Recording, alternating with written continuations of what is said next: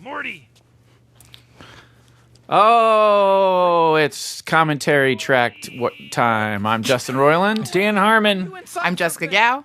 Anthony Chun. Whoa, Anthony's the director. Jessica's the writer. The fact that both of them are Asian has nothing to do with the fact that Susan Sarandon's character is named Dr. Wong. Let's get right ahead of it. Right ahead of it. This is the famous Pickle Rick episode. Did we know it would be the fucking defining episode of season 3? I don't know. Yeah, we absolutely did. I knew. Yeah, I this is one of those things where you pitch just a random moment and then you build everything around it.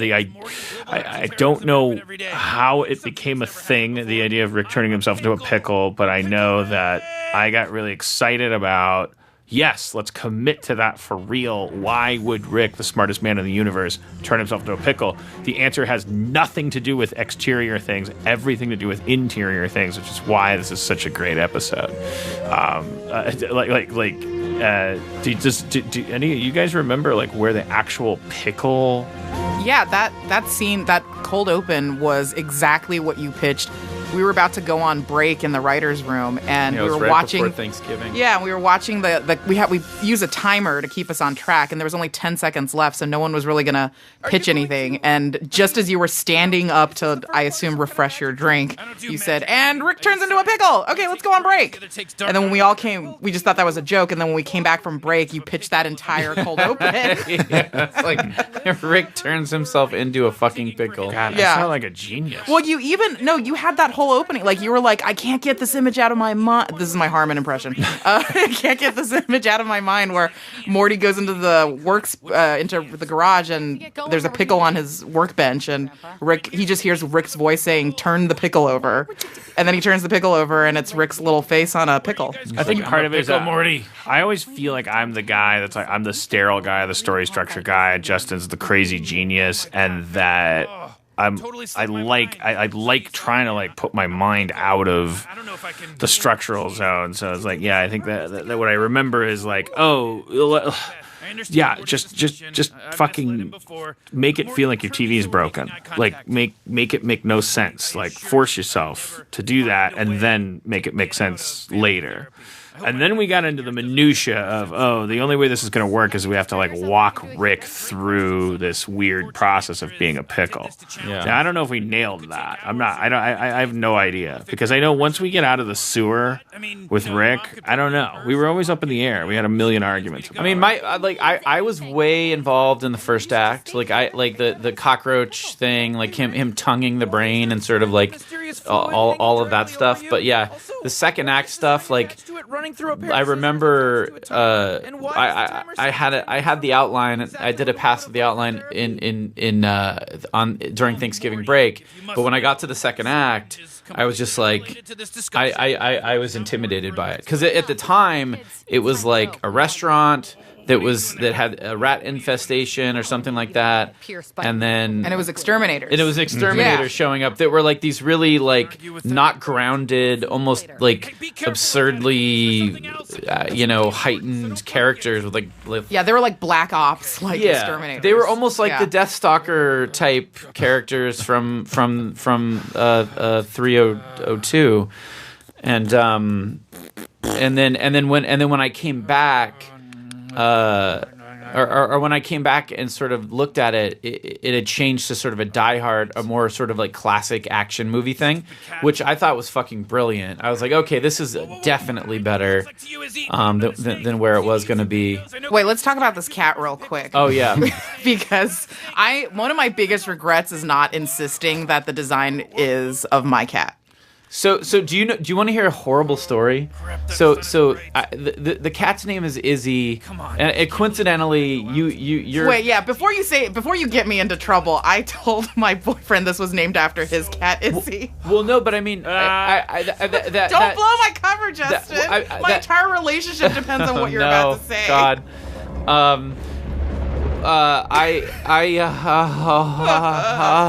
Tell your cat story faster. Okay. So yeah.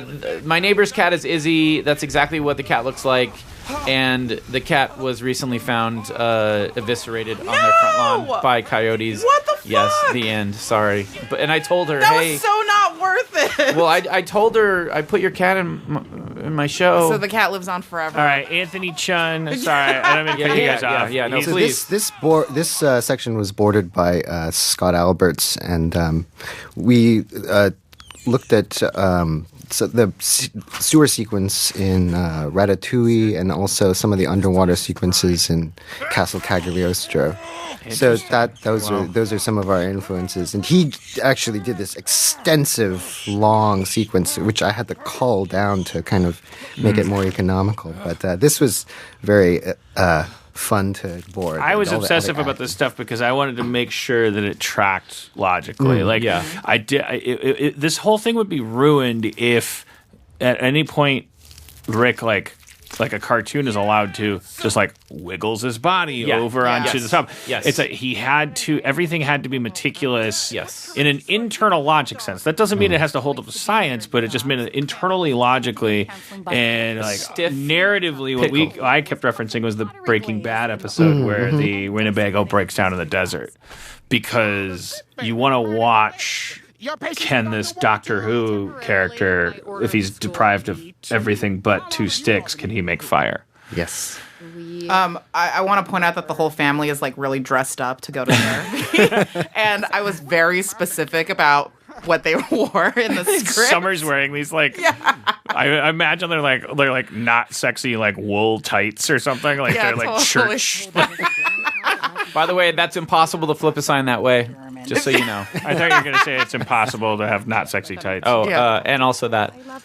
Originally, that sign was just going to have a turd on one side and I think a picture of a happy family on the other side. You and I had a little. we spat. still don't see eye to eye on the. Well, because that was why I said, Jessica, not every joke is for the person that is looking at the joke at that time. Like something like that. I was like, I don't know what that even means. It's like I mean this gets watched 5,000 times, and like it's gonna be funnier when people realize that this therapist has 2 operations guy, blah blah blah. Like it was that thing where it was like, yeah, but it'll land better this way, and I was like, yeah, but no, we don't.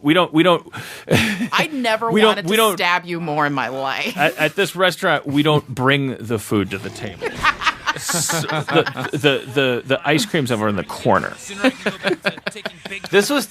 All of the Rick in the cockroach suit stuff with the brain like shit below his chin was so brainy lingus. It's very difficult because I was like, every time he moves, he has to be tonguing that brain, and then he's also talking on top of it, and I was like trying to record this in a way where it was audible and clear, but still sounded like his tongue was doing shit. Oh yeah. I was insistent about that. Like he can't just talk. His tongue is like.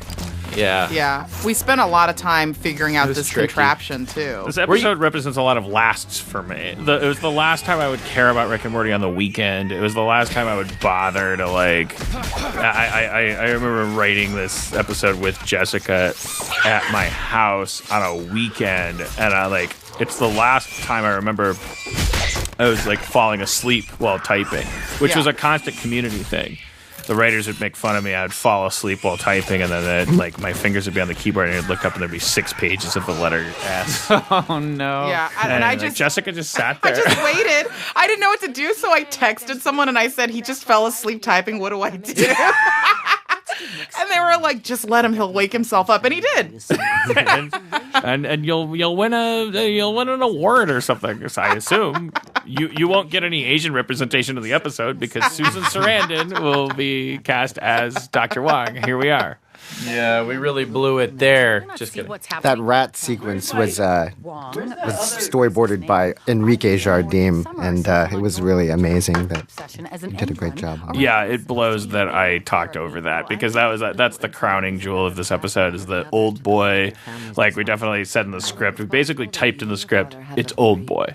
Yeah. And then turned it over to a staff of people that were like, are you fucking kidding me? I've been waiting for this my whole life. and didn't disappoint. And that was my huge lesson from season 3 is like, let's dance with the animators. Let's not like have a hierarchy here. Let's like tango. Yeah. You know? Yeah, Like, I mean, this whole sequence is incredible. It's like it's what happens when it's animators unchained and they get to do what they want, and it's incredible.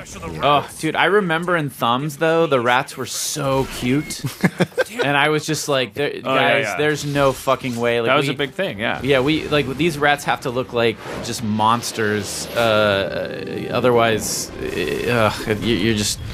You're committing genocide. Yeah. I'm too much of I have too much empathy for animals. And I was just like, these little cuties cannot be getting slaughtered. Yeah. But you're not vegan. No. You love cheeseburgers.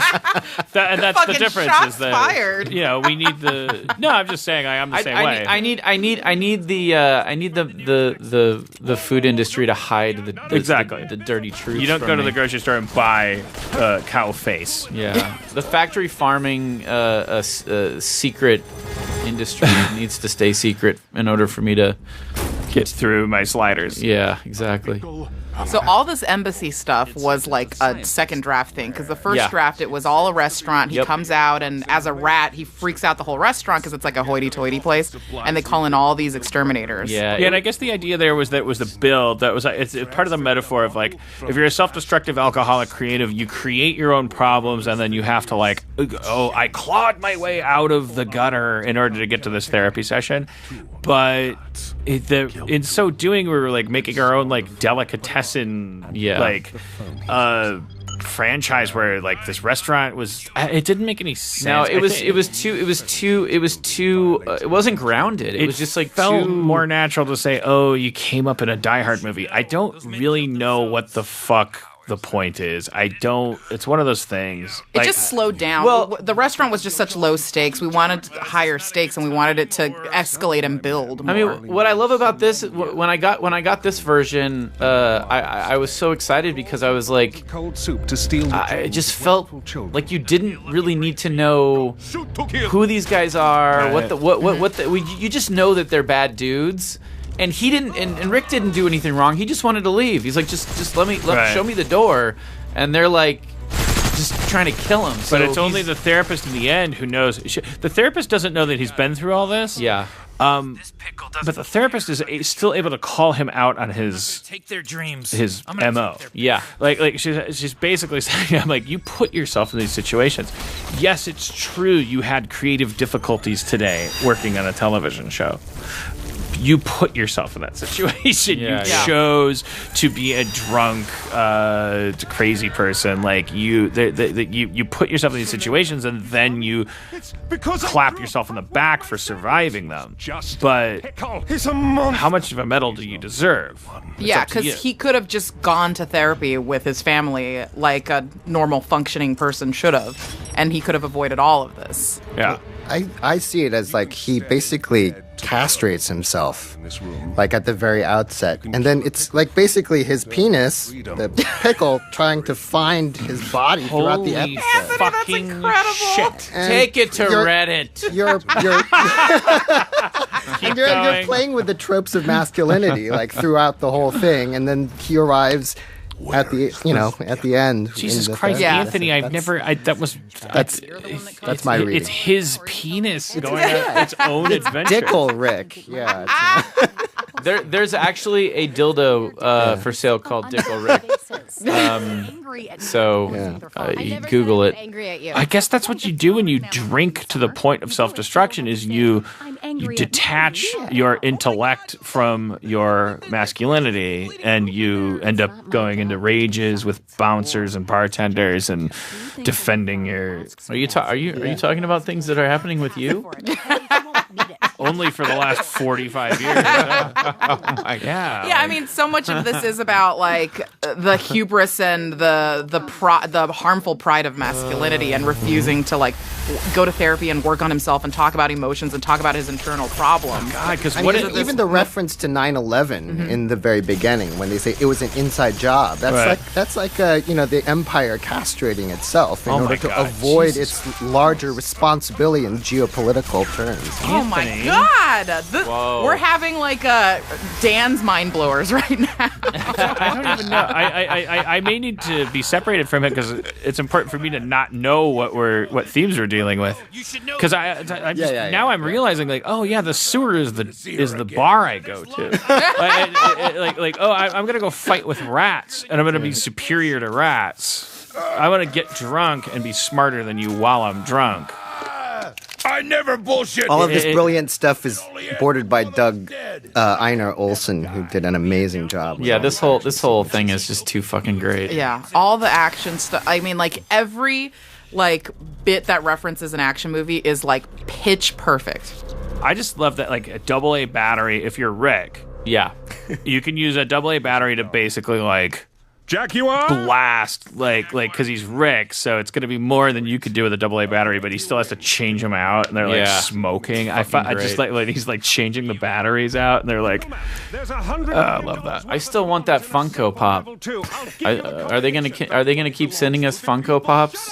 Well, maybe when they buy this DVD and listen to this commentary track, then they'll realize and send it to you. Can This we is get Peter- Funko Pops of the Peter of the characters? Serafinowicz is doing the voice of this arch bad guy. Oh yeah, and Jaguar. Danny Trejo. Danny Trejo. Oh my God! That day, that sweetest guy record, ever. you just could not, for the life of you, say Jaguar. Jaguar. Oh, what's funny is that British Serafinowicz says Jaguar. Yeah. I say Jaguar. Fucking Justin says Jaguar. Jaguar.